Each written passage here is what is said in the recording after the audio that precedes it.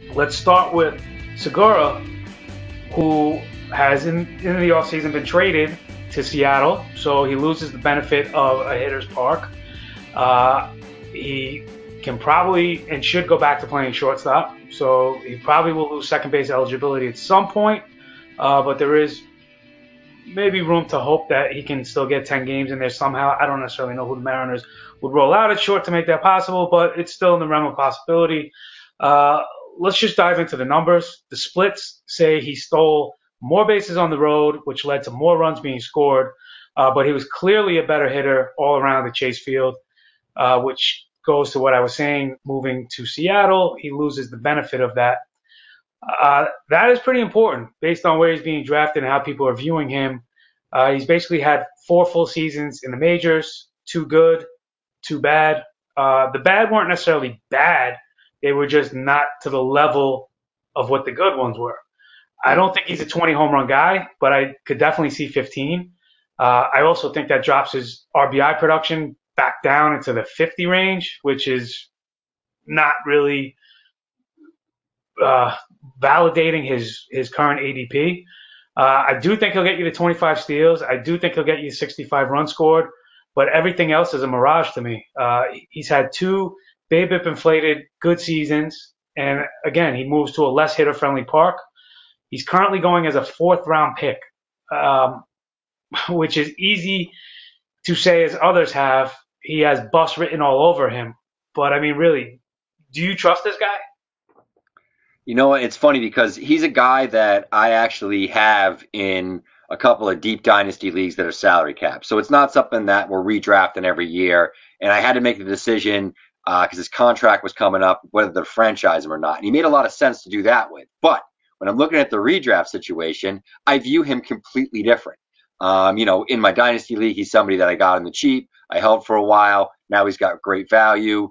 And, there's no reason for me to get rid of him. When I look at him from a redraft perspective, the fact that he has shortstop eligibility helps him a little bit because shortstop certainly is a lot more shallow than second base. The second base is stacked this year. It might be one of the deepest positions in the board.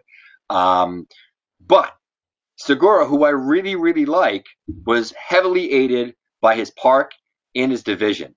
And I'm going to throw some numbers at you right now. So Segura in games between Chase Field, which was his home park with the Diamondbacks, and then his visiting games in Coors Field, he hit 336 with 13 of his 20 homers, 17 stolen bases, and about 500, and about 400 plate appearances. Everywhere else, he hit 295. So I think the batting average is sustainable because he's quick, he makes good contact, hits a lot of ground balls, can hit it all over the field. So he's a guy that's going to have a high BABIP because of the kind of skill set that he has. But only 7 homers everywhere else and 16 steals. So he's got a speed average guy. I really doubt that he's going to hit 20 home runs again. The line drives did go up. I mean, his home run to fly ball ratio wasn't absurd. It was 13.5%, so it's not awful. But I have to look at the fact that he's going from one of the best hitting havens in all of baseball to, at best, a neutral hitting environment in Safeco Field.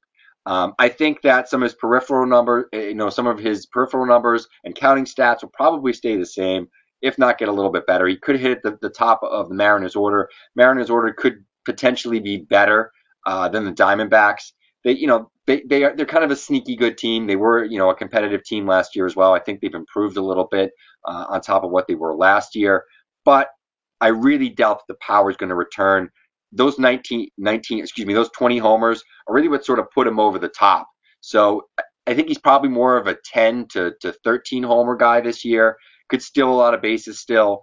And while I think he'll maintain a high average, I don't think he'll be as high as it was last year. So that fourth round number is kind of scary. If he's somebody that I could grab in the 7th round, because I think that's where his value will probably lie, I'll definitely like him. He's not going to be the worst not the worst starting shortstop that you could have, but he's certainly not going to be the first choice off my board. And there's a solid chance that he could bust. I don't think he'll be awful, but if you're expecting a repeat of last year, I think you're sadly mistaken.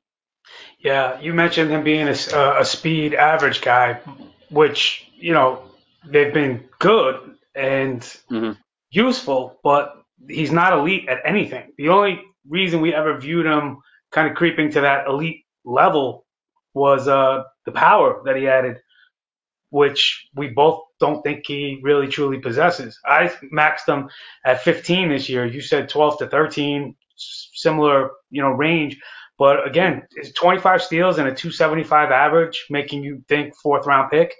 It's not making me think fourth round pick at any position. I like the versatility he's going to give you, as you mentioned. He will have shortstop and second base eligibility. As I mentioned in the beginning, he might lose that second base eligibility depending on what kind of league you're in and the settings. Uh, but yeah, none of these numbers are elite. And the high average, again, even the average is not elite. He's had 2 good years, 2 decent years. Like what was it in the 260 range on those 2 down years? So let's average that out. We're looking at like a 280-ish hitter. I'll take 280, but again, not in the fourth round. Not for a guy I'm putting a premium price tag on. That's going to get me a handful of steals. It's not it'll help me in the category. If I get 3, 4, 5 guys like that, yes, I can win the category. But he's not doing it by himself. So I'm not looking necessarily in that direction. I think if you want to go for somebody that kind of similar, position to him, guy that's starting to be remembered a little now, that is really truly more of a speed average guy, that's D. Gordon. I feel safer taking D. Gordon, who I think is going a couple rounds after, and it's going to give you probably better production if you're looking at just speed and average. So if you think the home run power with Segura was a mirage, I would agree with you, and I think that's where the value falls.